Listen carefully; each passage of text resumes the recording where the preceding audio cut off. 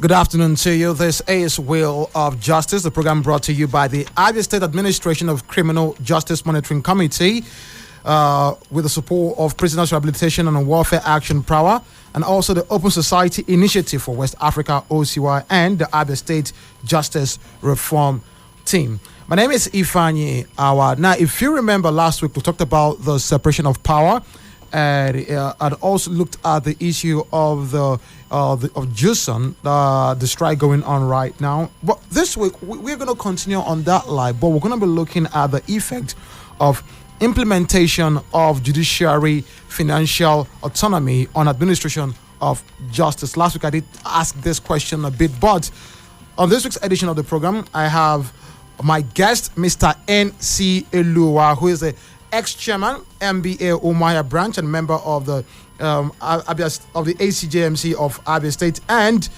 he's been here before on the program. And the last time he came around, we had such a wonderful discussion. So, first of all, I want to say welcome to our session yet again. Thank you so much.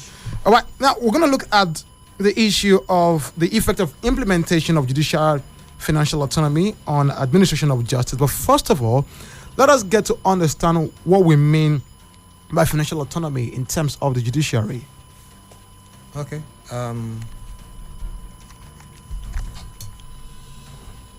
First of all, I want to appreciate you for this opportunity to be here. And then speaking on the effect of implementation of judicial financial autonomy on the administration of justice is something that is, as you said, apt right now. Yeah. Because we have the JUSON, on strike, and it's almost getting to 1 month. They have been on strike, and I don't think they're going to call off the strike until they have seen everything on the table and everything, being done. And when we talk about financial autonomy, we're talking about when a particular sector of the government, when I mean that we have what you call the executive, we have the legislature, we have the judiciary. These are three arms of government.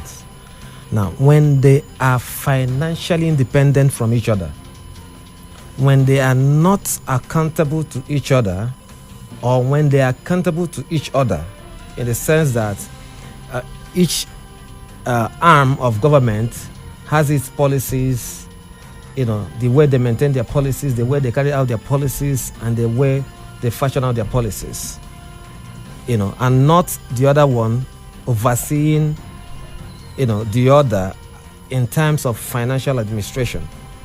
What do I mean? If you look at the entire thing, find out that the executive is the one who actually generates the finances, and as well as the other arms, one way or the other, like judiciary, also, generate revenues for government. But in this sector, in this fashion, you find out that the executive is the one that manages the entire resources that comes on board, and then allocates to other arms as per what they want to give to them. So when we're talking about financial autonomy for judiciary, we're talking about when the judiciary on its own will have money as it's prescribed from the consolidated funds given to them directly, not going through any other arm or any other arm administrating or administering the funds that is meant for the judiciary according to their own wills and caprices. So that's the area we're looking at. Financial autonomy is when they have the ability to manage their resources themselves. Now, someone somewhere right now is asking the question, how exactly does financial autonomy affect the judiciary when it comes to delivering justice? Because they would say, forget the money. You know your job is to make sure that there's justice. So how exactly is this particular autonomy going to help when it comes to the delivering of justice? I'm going to give you a live scenario. There was a time I was in court, one of the high courts, and the light went off. And the judge then asked that the registrar would be brought before the court and said, why is there no light? Said there is no money. And the money given to them was not enough to carry them for the month. And then you look at that, the judge was embarrassed. In fact, I personally was embarrassed in the court. Now, if we were talking about to the extent of the money for diesel, You could understand what I'm talking about. Yeah. So that means even a time will come when the judges will be owed salaries. A time will come, if care is not taken, when the judges will literally kneel to ask the executive money to fund the courts. May God forbid we never reach to that height. Now, we have the executive, we have the legislature, we have the judiciary, 3 arms of government. The question the person will say, is the legislature, do they have financial autonomy? If you actually know what is happening right now, you find out that even in the legislative arm, they're on strike right now. They're also on strike right now.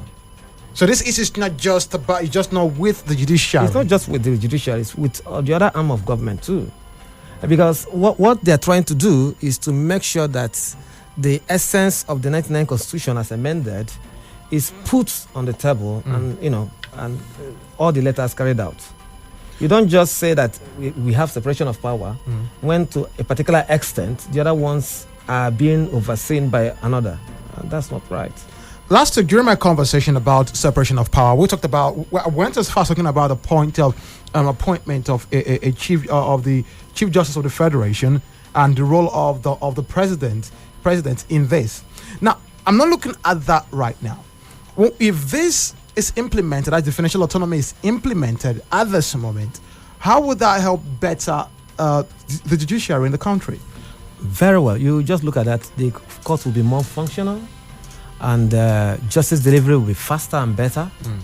And then you have things working. Let me just give you an example. Most recently, the Administrative Criminal Justice Monitoring Committee, in conjunction with the Chief Judge of Abia State, Honorable Justice Onoha Ogwe, brought, and prior to, were on ground with what you call the remote e-court system. What I mean by e-court, the COVID actually brought us to a time where we started having the visual court issue. And then this is some money. You understand? And some of these things were not budgeted before. Now, even if they were budgeted, these are the things that the executive might find a little bit funny and not to sponsor. But it had become very, very important that the judiciary has to leave the normal court hall to grow up into a visual court hall where I can sit at the comfort of my office and then attend the court proceedings. That's actually what was launched about 2 months ago by the Honorable Chief Judge of the State. And this is financially oriented. You don't just go into that such a project without money. Okay. Now, in terms of credibility of the judiciary, because Nigerians believe or seem to have lost that belief in the judiciary. Do you think this implementation can help bring that back, or other way? Do you think the lack of this implementation actually affects the credibility of the judiciary? Just in all force, that's just the truth. How much is the judges paid? You look at that and to compare to how much a senator is being paid. I'm talking about a judge of the High Court, judge of the Court of Appeal, judge of the Supreme Court. How much are they paid? Quite paltry as to what a senator or federal house member or even a House of Assembly member earns. So when the judges, who are the custodians of the law, are well taken care of, a hungry man, is ready to do anything. But when a man is well placed, when a man is well fed, he can actually deliver. So when the judges are not well paid, I'm telling you, our judges are not well paid. As I speak to you now, there are some judges, upon their appointment, have not gotten what you call the official cards. But it's not done that way. In executive arm, you find that the next day you already have it. You already have it. But the judges are there. Let's use that as a point of contact and then look at the kind of cars the judges drive. It's nothing to write home about. Because the finances are not just there. All right. So when they are well financed, or when this financial autonomy is on ground, you find that the judge in Rivers State and the one in Abia State can be at par. The strike has been on for quite a while, about close to a month now, since the strike actually started. And just like I said, unlike NLC, where the economy would be grounded, Nigerians might ask, how exactly is the strike affecting us? Well, as a matter of fact, there are so many people who are in the correctional home or the custody of the Nigerian Correctional Service Center, that is formerly Nigeria prisons. They are there. And there are some who are also in the police stations that ought to have been brought to court for the court to do the necessary things, either to discharge them or to get them, under custody for trial. There are those who are also who came for maybe from outside the country for either order of adoption, of the child they have actually acquired, for the court to process the issue. There are so many things that have actually been kept unattended that have affected, the public right now. So whether we want to believe it or not is having a toll on the public, especially those who have something to do with the court system. Don't say that so far since we started this conversation, you've talked about the judges and how maybe judges need to get a car and this and that in terms of payment. And with what they've had, they might think maybe only the judiciary gets to gain from this the implementation of this financial autonomy. Is that true? Not really. That's exactly what I said earlier. I said when the judges are well taken care of, you find out that there will be quick dispensation of cases. It's just there. When a man is well taken care of, these things will go on well. They will have enabling environment to work. When you come to look at our courts, most of our courts are not air conditioned. You understand what I'm talking about? And when a judge says from 9 o'clock till 11, he wants to leave because he cannot clean himself. It's not possible. And then look at our court halls. Most of our court halls, they are like shrines. You can't even stay there. That's the truth. So when this money is made available to them to manage themselves, they know their problem. They know where they are having problem. These things will be sorted out. So there's need for that. And most especially is what the Constitution provided. We can't even run away from that. Okay. Now, if you're just tuning in, I'm speaking with Mr. N.C. Elua. He's the former chairman of the NBA, or National Nigerian Bar Association, Umuahia branch, and member of the ACJMC of Abia State. We're looking into the effect of implementation of the judiciary financial autonomy on administration of justice. We're going to take a very quick break. When we'll come back, we're going to look at how this actually affects the administration of criminal justice law that has been brought in to make sure that things move faster. We're going to look at that aspect also. Just stay tuned. This is still Wheel of Justice.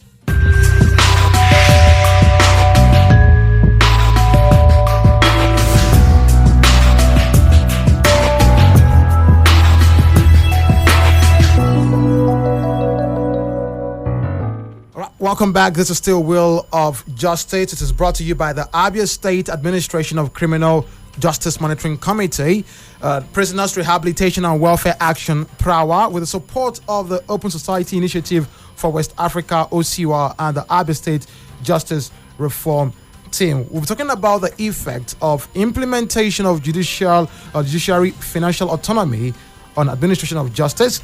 And my guest today is Mr. N.C. Elua, who is the former chairman of the Nigerian Bar Association, Umuahia branch, and member of the ACJMC of the Abia State. That's the Abia State Judicial Monitoring Committee, Justice Monitoring Committee. And let's look at this particular part of the realization of the judiciary. Why now? Why is this happening now? This has been in the Constitution for a long time. And practically, it has not been followed for years. So why is it happening now? Well, I don't think it just started now. They have gone on strike severally before now. Okay. Yes, over the same issue. But I think they have decided to take a very strong posture right now to make sure that these things are brought to table and then they feel it and they have them, complied with. But before now, they have been going on strike, and after maybe 2 weeks, 1 week, they'll call it off. Okay. Now, the issue mainly is for the state governors. That is where the issue lies right now, and different state judiciary are actually working on their own governors. Now, is this more like a state issue, or are you joint in this particular fight? Well, I think the JSUN, as it is, it's a joint. The action is joint, because if you look at it, the Lagos states have an issue right now as I speak to you, because the Lagos state said that the state government have actually allowed them, have their financial autonomy. Okay. And that as from that yesterday, They said that they'll be doing some skeletal court works, wherein the people come on Monday, Wednesday, Friday, and then maintain the strike on Tuesday and Thursday. I don't know what that one means, but it's basically about different states with different. If you go to Rivers State, you find out a judge in Rivers State. You can compare a judge in Rivers State as per enumeration and welfare with a judge in Imo State or in Abia State. Let's just make this clearer. We're saying that judges in Abia State, because that's where we are right now, are not getting the best when in comparison with those from other states.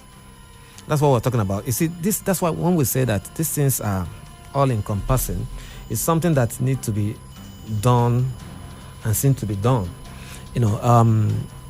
When we have our people going to the executive to ask for money, when there is projects, we have to go there to ask for money for such project to be carried out.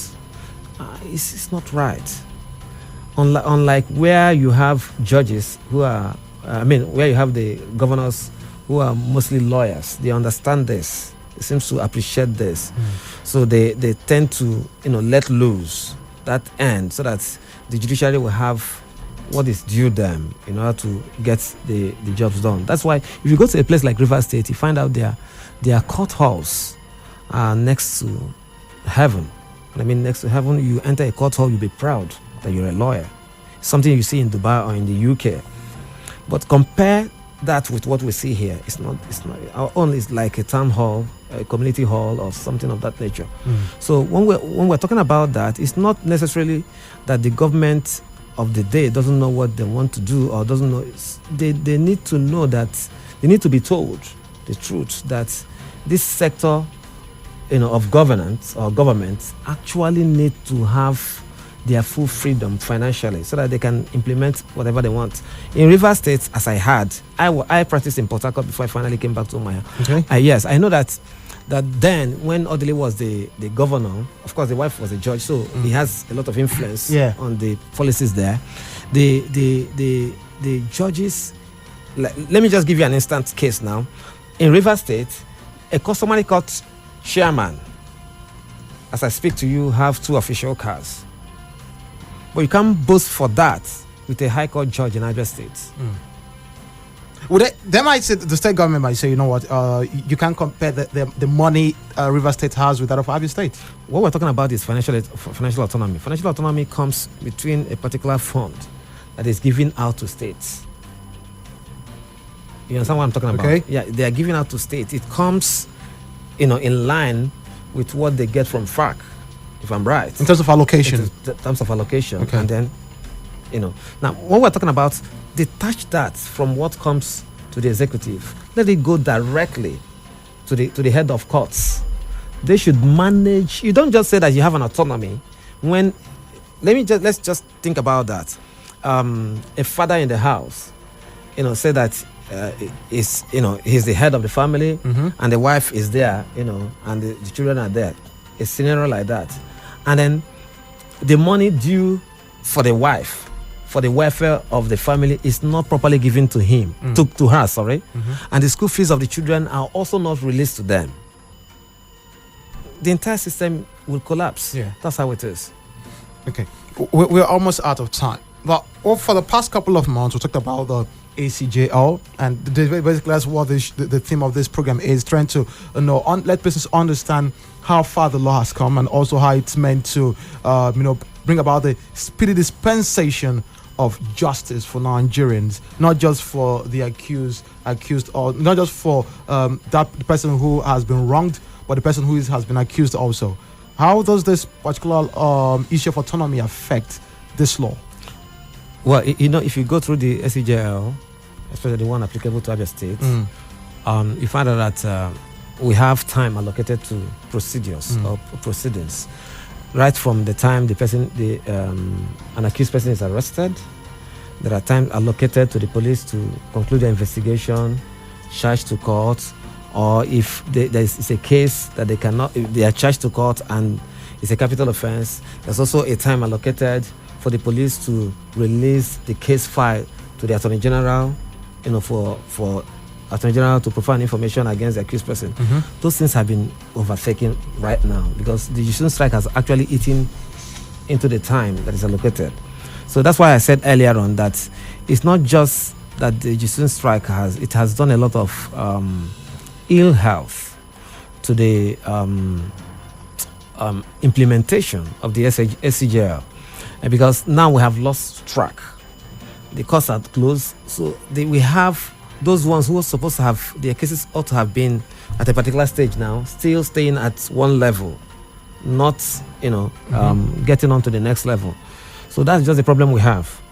The strike has actually affected the timing as enshrined in the said law. Is there any hope of this issue being sorted out anytime soon? Unfortunately, I'm not a member of the JOSUN. I don't belong to JOSUN, so I don't know, but we are just praying that they have to sort out. I'm of the opinion that don't call off the strike until you have finished everything on the table. Okay. That's my personal opinion. All right. You're hearing from him. It has to continue until everything is sorted out. They have to sort it out. And my reason is just this. Not after 2 months, 3 months, you say you're going back on strike. It doesn't make sense. We have experienced this before now. Just like I said earlier, the JOSUN have gone on strike on this issue before now, and today again they are on strike. So there must be an end to something. So if you are sure that you are going to get something out of this, stay in and then get it out. Not after a while, most of them will be compromised, and then they will get the whole thing, bastardized, and then the entire process become a mess. So that would be too good. All right. And we have to keep our eyes on this particular issue because it affects everybody in terms of dispensation of justice. But thank you very much, Mr. N.C. Eluwa, former chairman of the NBA Umaya branch and member of the ACJMC of Abia State. It's nice having you here again. Thank you so much. Hopefully you get to come back again. Anytime, sir. Maybe next time we wouldn't be on the strike.